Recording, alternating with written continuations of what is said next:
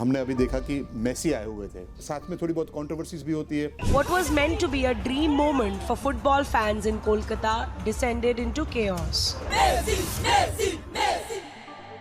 ऐसी कोई इवेंट हो उसमें कई बार ऐसा हो जाता है, कल्पना से ज़्यादा लोग आ जाता है। हमें उसको नेगेटिव नहीं देखना चाहिए और हमें हमारा बचाव भी नहीं करना चाहिए। हमें उसको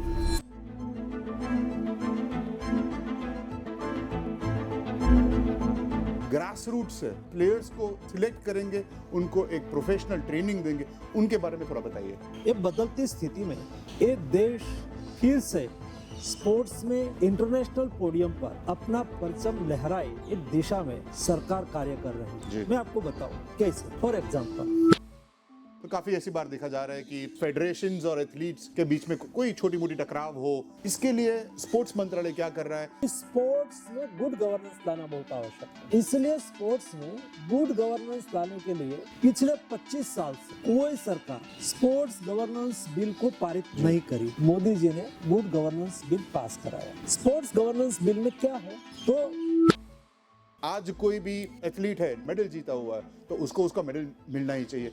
उसका एक डेटा बने, तो आगे जाके मंत्रालय के पास भी एक डेटा हो, उस दिशा में कुछ क्या कर रहा है? देश में स्पोर्ट्समैन की एक रिपोजिटरी होनी चाहिए और उसका एक यूनिक आईडी नंबर होना चाहिए। आप उसके नाम पर क्लिक करो तो उसकी सारी हिस्ट्री, वो कब खेलना चालू करा, क्या क्या उसको मेडल मिला, उसका कोच कौन है, उसको अभी क्या खेल रहे हैं, कहाँ ट्रेनिंग ले रहे हैं, सारी इंफॉर्मेशन उसके लिए मिलनी चाहिए। डेटा ही बात करें, डेटा ही सिलेक्ट करें, डेटा ही उसको प्रोत्साहित करें। ये बहुत बड़ी बात है। एक स्पोर्ट्स रिपोजिटरी सिस्टम हमने तैयार करा है। कॉमनवेल्थ बता सके कि ये कैसे होता है? ओलंपिक्स काउंसिल, ये आपके यहाँ स्पोर्ट्स कल्चर कैसा है, आपके यहाँ पारदर्शिता कैसी है, डेमोक्रेटिक वैल्यूज कैसी है, जी। इसको बहुत प्राथमिकता देते हैं। और ये सब चीज़ों में हम आज बहुत अच्छा परफॉर्मेंस कर रहे हैं और अंत में वो बाकी लोगों को कन्विंस भी करते हैं कि नहीं, इंडिया ने ये चीज़ उसकी मेरिट में है, ऐसा करके वो अनाउंसमेंट करते हैं। सर, ओलंपिक्स पाने के लिए कितने प्रतिशत चांसेस? मेरा पूरा विश्वास है कि भारत ओलंपिक्स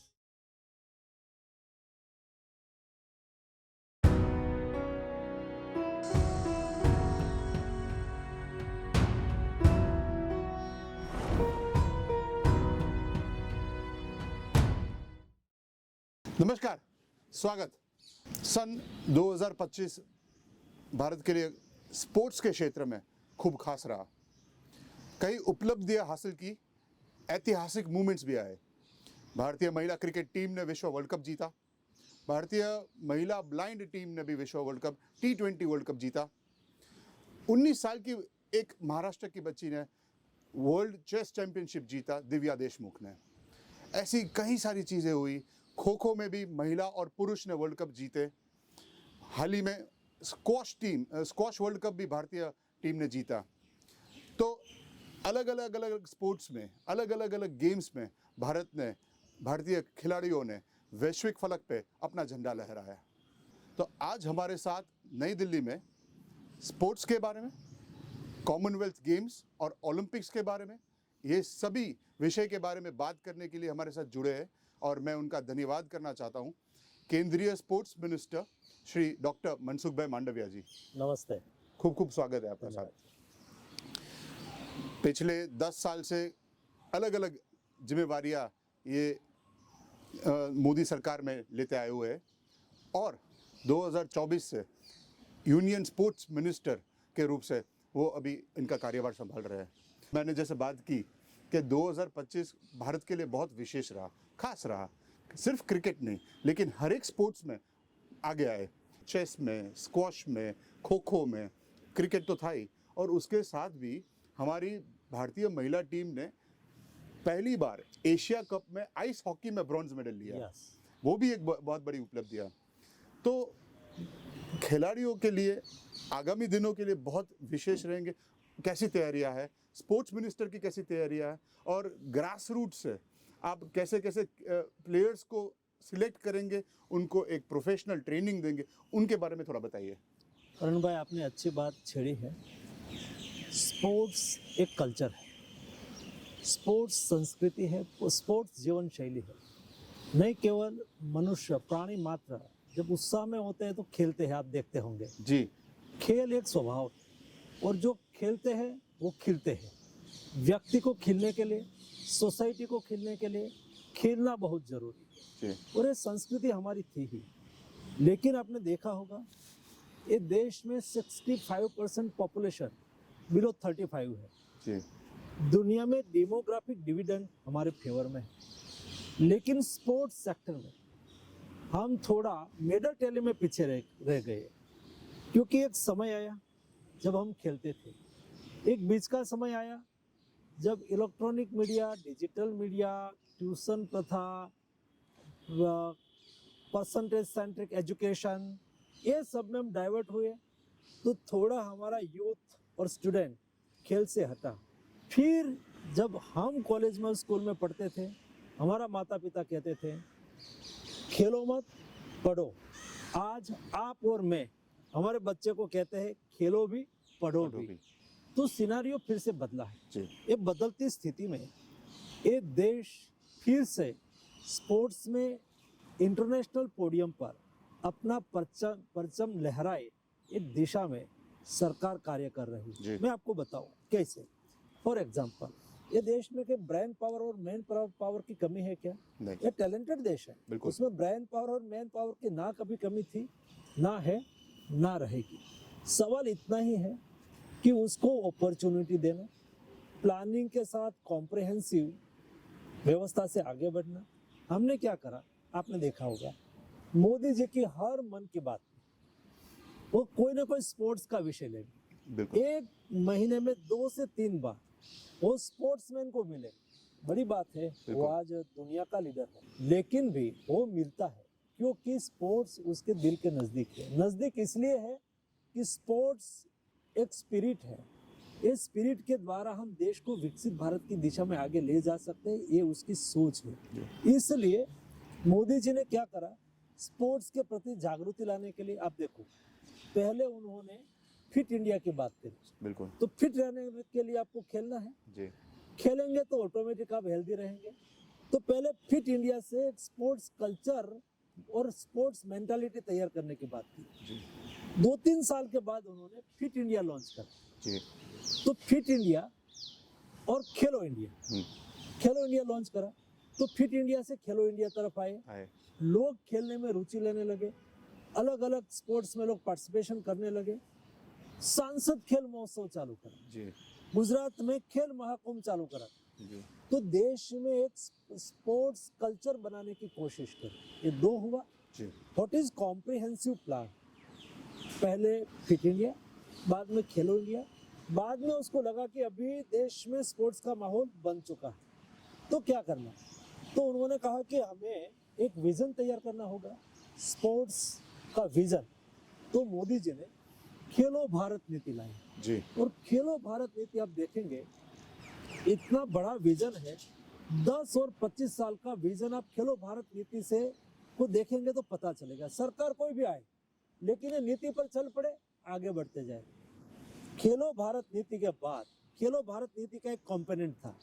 एक कंपोनेंट ये था कि स्पोर्ट्स में गुड गवर्नेंस लाना बहुत आवश्यक है। जी क्योंकि 4 स्टेक होल्डर हैं, एक फेडरेशन स्टेक होल्डर है, स्टेट गवर्नमेंट और सेंट्रल गवर्नमेंट स्टेक होल्डर है, ओलंपिक एसोसिएशन स्टेक होल्डर है और international Olympic council stakeholder है। तो सभी को एक प्लेटफॉर्म पर काम करना चाहिए। और इसलिए स्पोर्ट्स में गुड गवर्नेंस लाने के लिए पिछले 25 साल से कोई सरकार स्पोर्ट्स गवर्नेंस बिल को पारित नहीं करी। इंटरनेशनल ओलंपिक काउंसिल ने आज से 40 साल पहले कहा कि स्पोर्ट्स गवर्नेंस सिस्टम सारी दुनिया में सेम होनी चाहिए और उन्होंने कई गाइडिंग प्रिंसिपल दी। जी उसको लेके 1985 में पहली बार इस देश में स्पोर्ट्स गवर्नेंस बिल लाने की बात करी थी। आ ही नहीं पाया। 2 बार कैबिनेट से वापस आया, 1 बार पार्लियामेंट से वापस आया, कोई पास नहीं करवा सकते थे क्योंकि उसमें कई लोग हितधारक थे, वो उसको प्रभावित करते थे। मोदी जी ने गुड गवर्नेंस बिल पास कराया।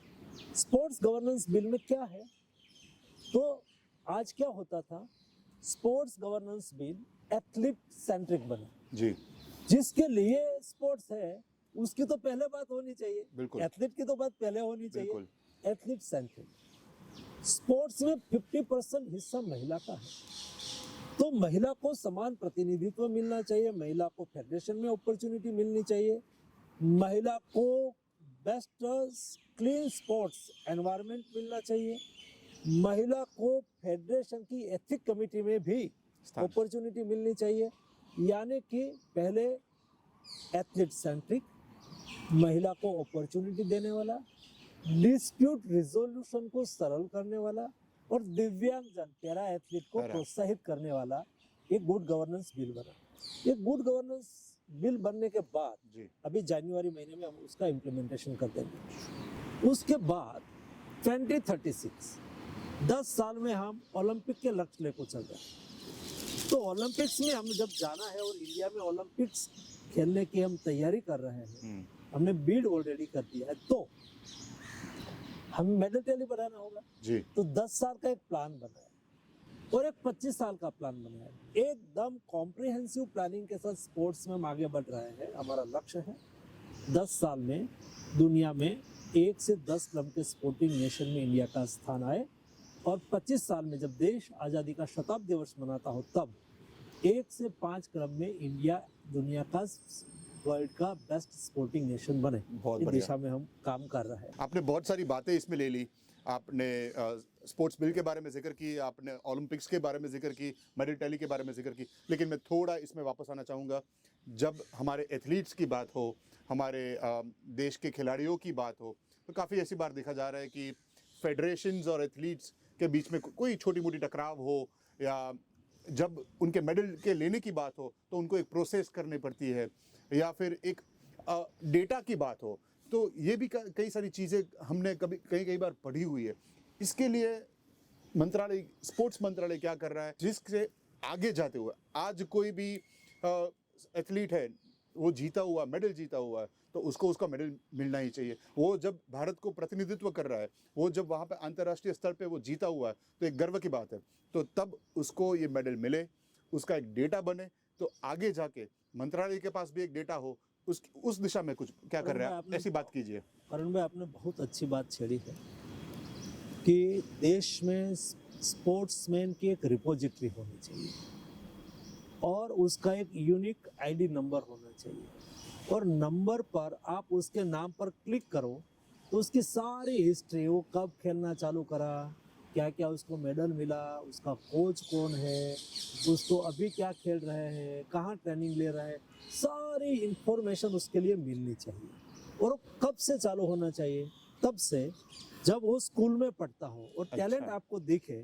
तो हमने क्या करा, अभी खेलो इंडिया स्कूल गेम्स, ओके, जो स्कूल में खेलता है और उसमें से वो सिलेक्ट हुआ, तब से उसको नेशनल स्पोर्ट्स रिपोजिटरी सिस्टम में उसकी रजिस्ट्री हम कंपलसरी करवाएंगे।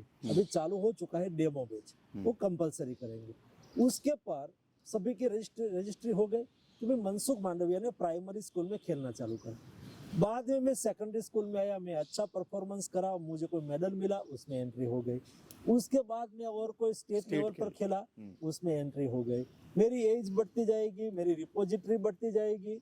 तो आपने अच्छा कहा कि भाई क्यों कई कागजात में फंसना पड़ता है, क्यों सिलेक्शन में कोई गफला हो, मेरी तेरी हो। ये रिपोजिटरी ही मेरिट दिखा देगी, मेरिट ही रिपोजिटरी दिखा देगी कि भाई देखो ये इतना खेला हुआ है, तो वो अर्जुन अवार्ड के लिए लायक है।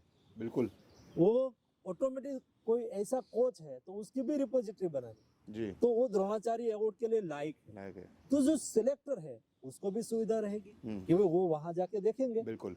दूसरा, कई बार आज हमारा एथलीट एशियन गेम्स खेलेगा और ओलंपिक्स खेलेगा, तो सरकार उसको प्रोत्साहन इनाम देती है। फॉर एग्जाम्पल कोई ओलंपिक जीत के आए, 75 लाख रुपीज देती है। बिल्कुल। तो आज तक क्या होता था, वो एक एप्लीकेशन देते थे, फिर उसकी स्क्रूटिनी होती थी, फिर उसको मिलता था, वो बेचारा चप्पल घसता था स्पोर्ट्स अथॉरिटी की ऑफिस पर।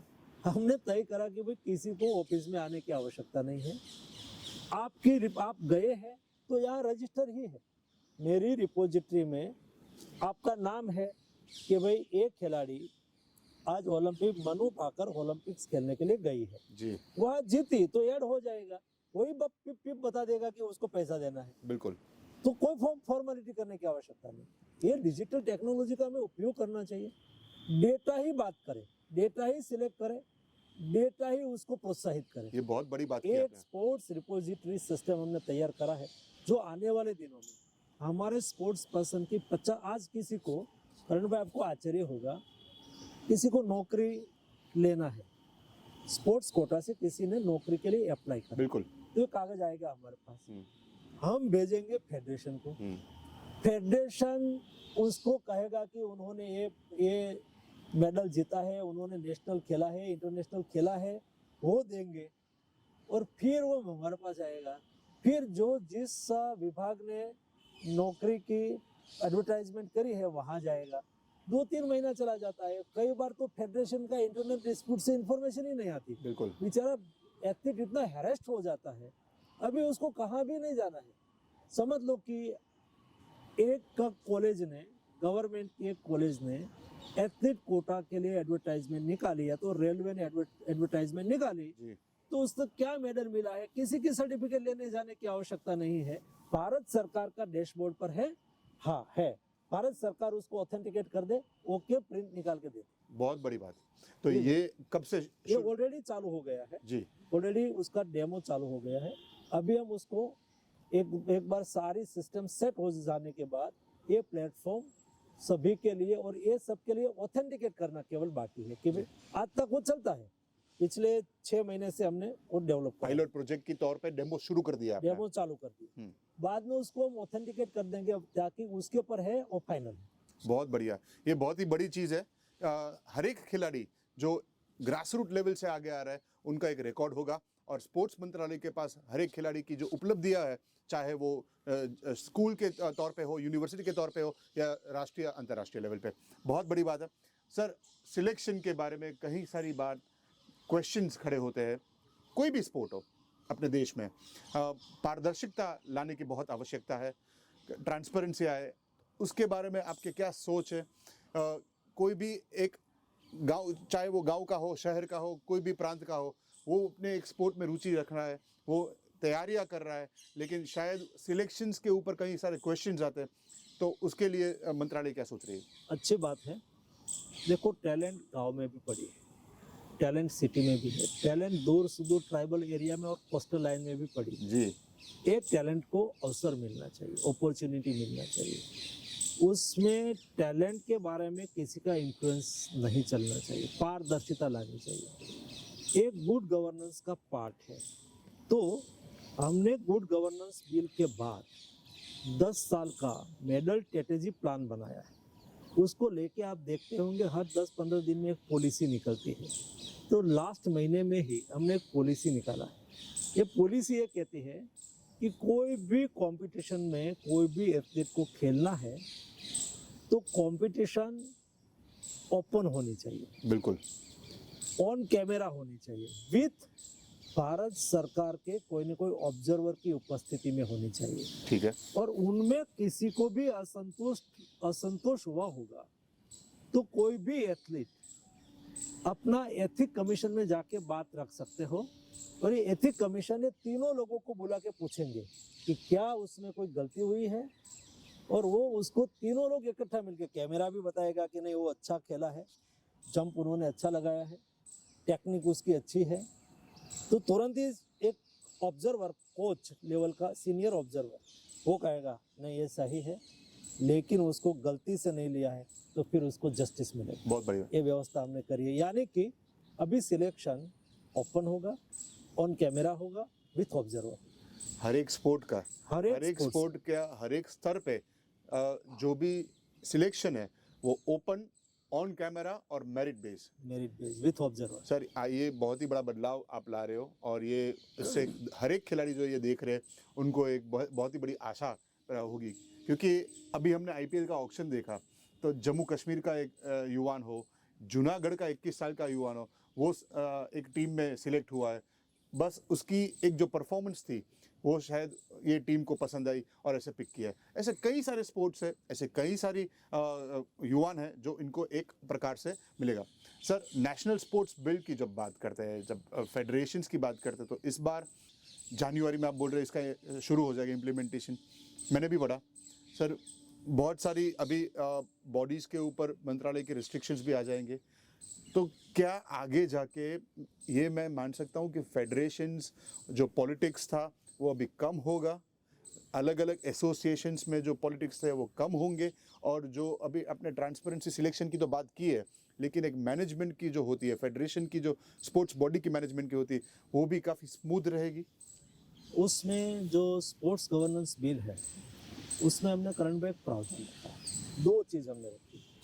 एक, स्पोर्ट्स बोर्ड बनेगा, उसमें सभी फेडरेशन को एक बोर्ड में रजिस्ट्रेशन कराना पड़ेगा, तब ही वो नेशनल फेडरेशन माना जाएगा। आज क्या होता था, 3-4 फेडरेशन बन जाता था, कोई जाके ओलंपिक एसोसिएशन से मान्यता ले लेता था, कोई जाके इंटरनेशनल ओलंपिक से इंटरनेशनल फेडरेशन से मान्यता ले लेता था, और यहाँ बाद में कोर्ट में चले जाते थे। तो कोर्ट में डिस्प्यूट चलता था, झगड़ा उनका था स्पोर्ट्स एडमिनिस्ट्रेशन करने के लिए, और सफ़र करता था एथलीट। ये तो नहीं होना चाहिए जी। तो ये दोनों का में से बोर्ड है वो मेरिट के आधार पर जो गवर्नेंस बिल बोलता है फेडरेशन में कैसे इलेक्शन होना चाहिए, इलेक्शन सही हुआ है कि नहीं हुआ है। इलेक्शन में भी मेरिट रखा है, किसी को चेयर प्रेसिडेंट बनना है तो उसको मिनिमम 2 टर्म तक वो रहा हो, एडमिनिस्ट्रेशन की टीम में रहा होना चाहिए, काउंसिल में रहा होना चाहिए, एग्जीक्यूटिव बॉडी में रहा होना चाहिए, तब ही वो चेयरमैन बन पाएगा। बिल्कुल। तो एक मेरिट से आएगा, एक लेवल का एक्सपीरियंस लेके आएगा। दूसरा, डिस्प्यूट से आज क्या है, कोई हाई कोर्ट में, कोई भी स्टेट में जाके हाई कोर्ट में जाके स्टे लेके आते थे, 350 से अधिक ऐसे डिस्प्यूट आज स्पोर्ट्स में कोर्ट में लिख रही है। ये सब स्पोर्ट्स ट्रिब्यूनल में चला जाएगा। ठीक है। तो ट्रिब्यूनल उसको रिजोल्व करेगा, तो टाइम बाउंड रिजोल्व हो जाएगा, समय नहीं लगेगा। उसके पहले उसको और हाई कोर्ट में तो जाना है, हाई कोर्ट और उसके नीचे की कोर्ट में जाना ही नहीं। उससे जो इस जजमेंट से आगे जाना है तो सुप्रीम कोर्ट के अलावा कोई उसके पास ऑप्शन नहीं विकल्प नहीं है। तो ऑटोमेटिक उसमें गुड गवर्नेंस भी आएगा। दूसरा, ये सारी व्यवस्था में हमने एथलीट को सेंटर में रखा। आज क्या है, मुझे बताना नहीं चाहिए, लेकिन फेडरेशन में डिस्प्यूट होता था।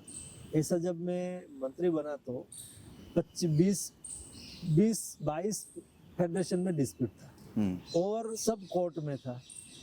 और मेरे पास जो ये फेडरेशन के लोग आते थे तो एथलीट की और स्पोर्ट्स की तो बात ही नहीं करते थे, उनका झगड़ा की ही बात करते थे। तो उसका झगड़ा, आपस में डिस्प्यूट एक कम होगा और एथलीट सेंट्रिक व्यवहार होगा, इसलिए एथलीट को बहुत फायदा होगा। बहुत अच्छी बात है सर। आफ्टर ऑल तो एथलीट्स के बारे में ही सोचना चाहिए और एथलीट्स को ही आगे आना चाहिए ना। तो ऐसी एक बात आई है कि आगे जाके आप कॉरपोरेट कंपनीज को भी एक जिम्मेवारी देने की सोच रहे हो, आप उसको भी इन्वॉल्व कर रहे हो। और because the road to Commonwealth, the road to Olympics के लिए जैसे प्रतिभाओं को तैयार करना हो, तो उसमें कैसी तरीके का प्रोजेक्ट है ये, वो प्रोजेक्ट के बारे में थोड़ा बताइए। एक वर्तमान समय में देश में स्पोर्ट्स के प्रति रुचि सबकी बढ़ती जाती है। एथलीट भी तैयार हो रहे हैं, बड़े लोग, कॉर्पोरेट सेक्टर भी बहुत रुचि से फंडिंग करते हैं, सहयोग करते हैं।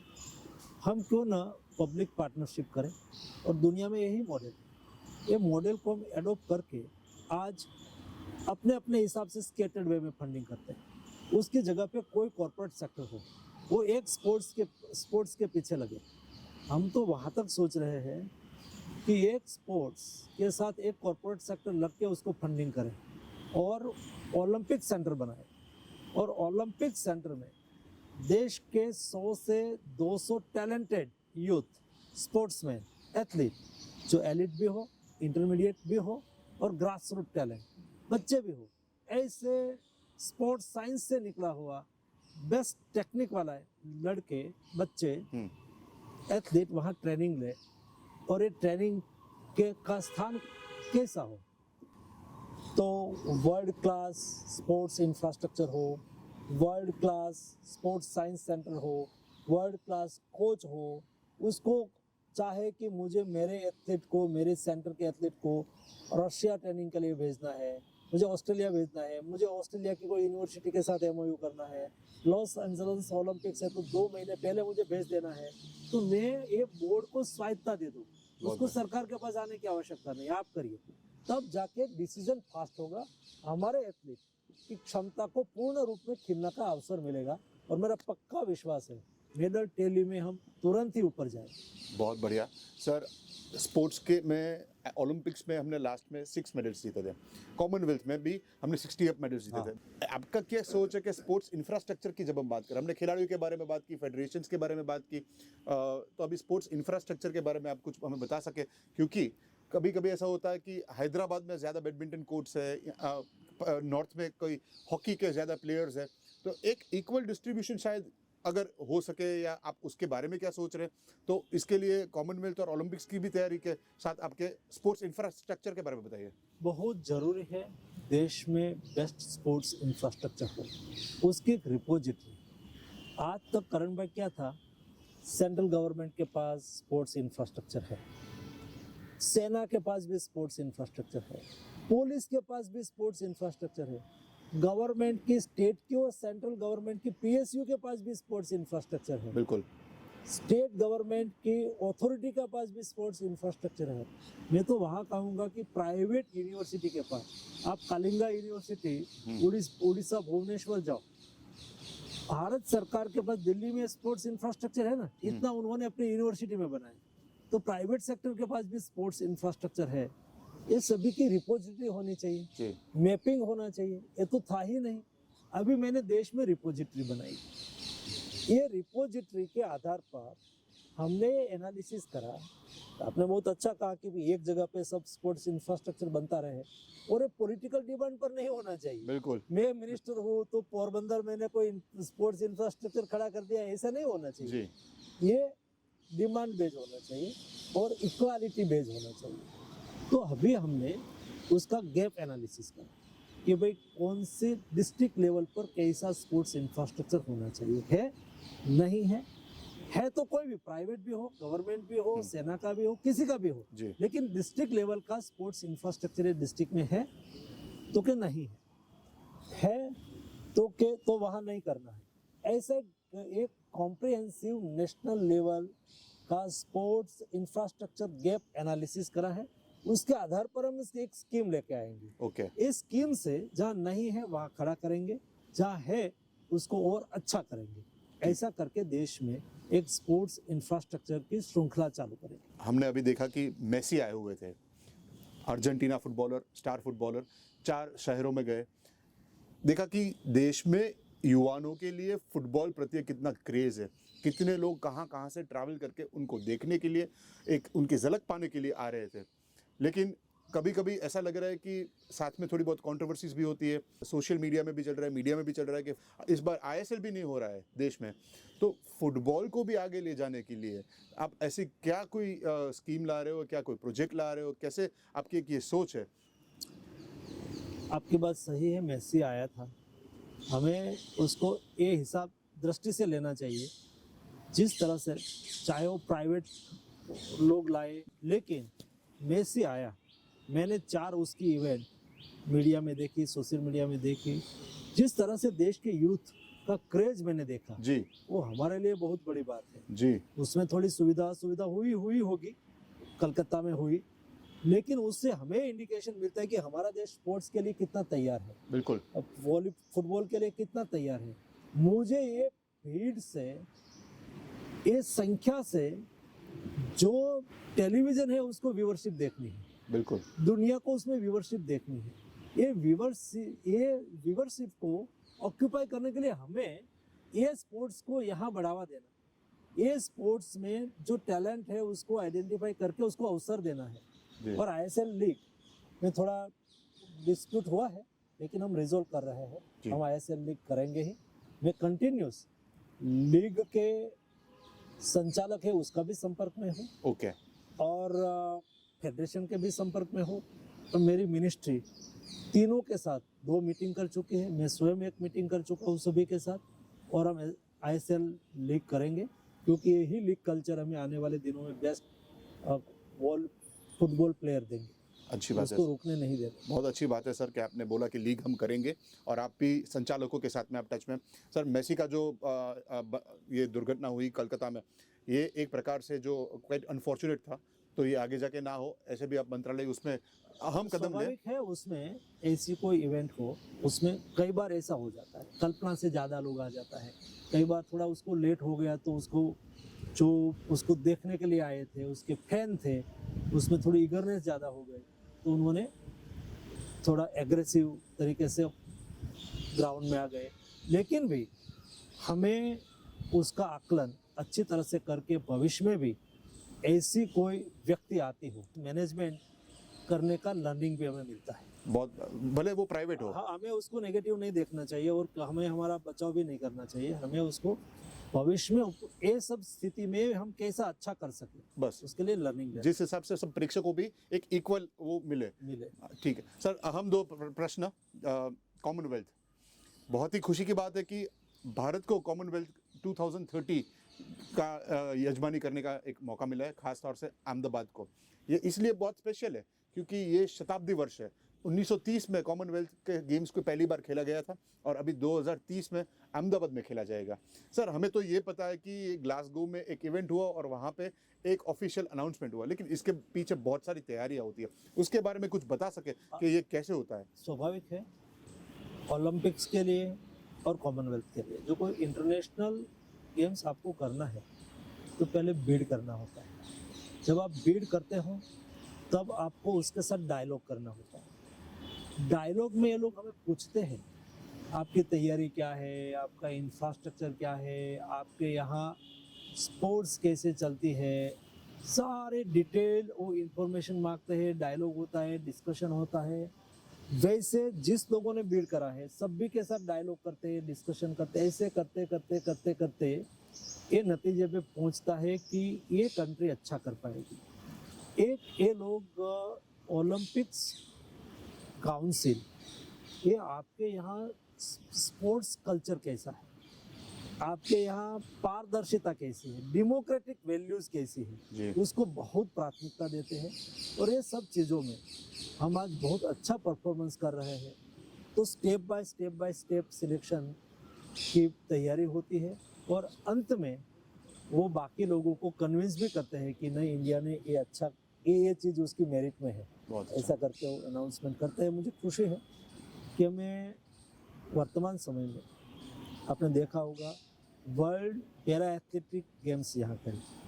पैरा एथलेटिक्स वर्ल्ड गेम छोटी नहीं होती है, वो ओलंपिक्स से बराबर होती है, उससे बड़ी होती है, क्योंकि पैरा एथलीट को लाना, उसकी रिक्वायरमेंट अलग टाइप की होती है, उसका लॉजिस्टिक अलग चाहिए, उसको रहने की व्यवस्था अलग चाहिए। जितना एथलीट आता है उसके साथ 2-2 लोग सहयोगी आते हैं, उसको लाना ले जाना बहुत बड़ी चैलेंज होती है। कोई जल्दी से ऐसी टूर्नामेंट कराने में आगे नहीं आते। हमने आया वो चुपचाप तरीके से, आपने देखा होगा, कोई भी विदाउट कंट्रोवर्सीज हमने खत्म करा।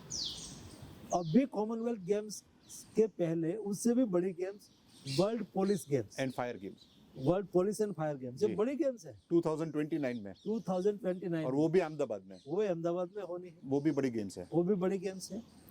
और उनके बाद कॉमनवेल्थ में जी, और उनके बाद ये दोनों चीजों, ये तीनों, ये सब टूर्नामेंट हमारा ओलंपिक्स की दावेदारी को स्ट्रॉन्ग करता है। क्यों? ओलंपिक्स काउंसिल चाहती है कि बहुत खर्चा ना हो, उसके लिए विशेष इंफ्रास्ट्रक्चर खड़ा ना करा जाए, बहुत खर्च, जो आपके पास व्यवस्था है उसमें से ही आप चलाओ। तो ऑलरेडी हमारे पास जो अहमदाबाद में वर्ल्ड क्लास स्पोर्ट्स इंफ्रास्ट्रक्चर बन रहा है, ये हम केवल उनके लिए नहीं बना रहे, ये हमारा अहमदाबाद का डेवलपमेंट प्लान का पार्ट है जी, वो तो बन ही रहा है जी। तो हम स्पेशल ओलंपिक्स के लिए नहीं बना रहे, हम स्पेशल कॉमनवेल्थ के लिए नहीं बना रहे, लेकिन Commonwealth police games, Commonwealth, Olympics हम वहाँ कर सके, ऐसा ये इंफ्रास्ट्रक्चर है जिसका उपयोग करें। बहुत बढ़िया सर। 2010 में भी कॉमनवेल्थ हुआ था, कंट्रोवर्सीज हुई थी, इरेगुलरिटीज भी बाहर आई थी, तो क्या कभी कभी ये जब हम आज के तौर पे हम लोग बिड करने जाते हैं तो ये सब चीज़ हमें सामने आती है, ये लोग भी पूछते हैं इसके बारे में कि तब जो इतना सारा वर्ल्ड मीडिया में आया था, वो एक फुट ब्रिज गिरा था, बहुत सारी चीज़ आई थी। तो स्वाभाविक है, वो पूछेंगे ही, पूछा भी था। और मैंने भी डिटेल कॉमनवेल्थ गेम्स का रिपोर्ट पढ़ा था, उसमें कई चीज़ मेरे ध्यान में भी आई, उसको हम कैसे दुरुस्त करें। और हमने ये एश्योर करा कि भविष्य में ऐसी गलती जो हो गया वो हो गया, ये पन्ना हमें नहीं खोलना, लेकिन ये पन्ना से प्रेरणा तो अवश्य लेनी है, हमें सीखना है और हम आगे जाके, क्योंकि देश के सम्मान के साथ जुड़ा हुआ विषय, देश की छवि के साथ जुड़ा हुआ विषय। जी। सारे दुनिया के एथलीट आते हैं, सारे दुनिया की मीडिया आती है, सारे दुनिया के बड़ी डिग्निटरीज आती है, वो मैसेज देके जाती है। ऐसा मैसेज मोदी गवर्नमेंट में हो रही तैयारी तो कभी नहीं देगी। और हम अच्छी तरह से 2030 का कॉमनवेल्थ और 2029 का पुलिस एंड फायर गेम्स को अच्छी तरह से करें। सर, अहमदाबाद यजमानी कर रहा है कॉमनवेल्थ का, लेकिन देखा जाए तो कॉमनवेल्थ जैसा बर्मिंघम में भी लास्ट टाइम हुआ था, तो काफ़ी सारे स्पोर्ट्स अलग अलग शहरों में भी हुई थी, लंदन में हो या मिडलैंड्स में हो।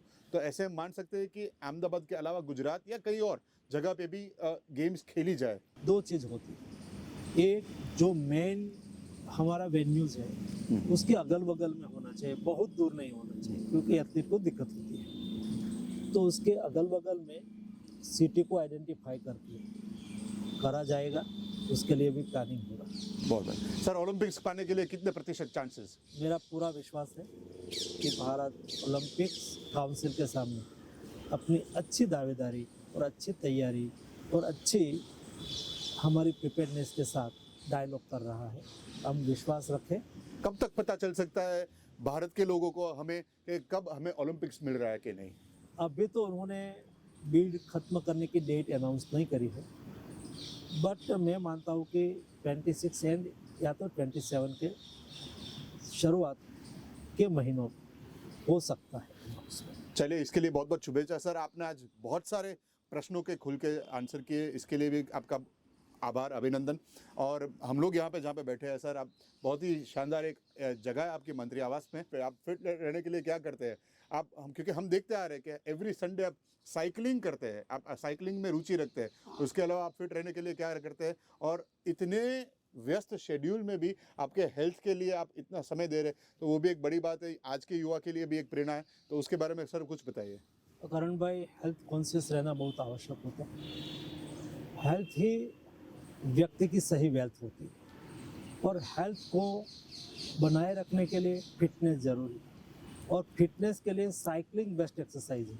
आप मेरे निवास में देख रहे हो, बाउंड्री पर एक ट्रैक है। मैं हर दिन अर्ली मॉर्निंग या तो लेट इवनिंग ये ट्रैक पर साइकिलिंग करता हूँ, मिनिमम 1 घंटे। और ये साइकिलिंग ने मेरी फिटनेस भी बढ़ाई, और यही साइकिलिंग ने मेरी हेल्थ भी अच्छी रखी। चलिए सर, खूब खूब धन्यवाद, आपने समय दिया, आज सांझ समाचार के साथ बात की, और आगे के सभी प्रोजेक्ट्स के लिए आपको ढेर सारी शुभकामनाएं। धन्यवाद करण भाई। Thank you.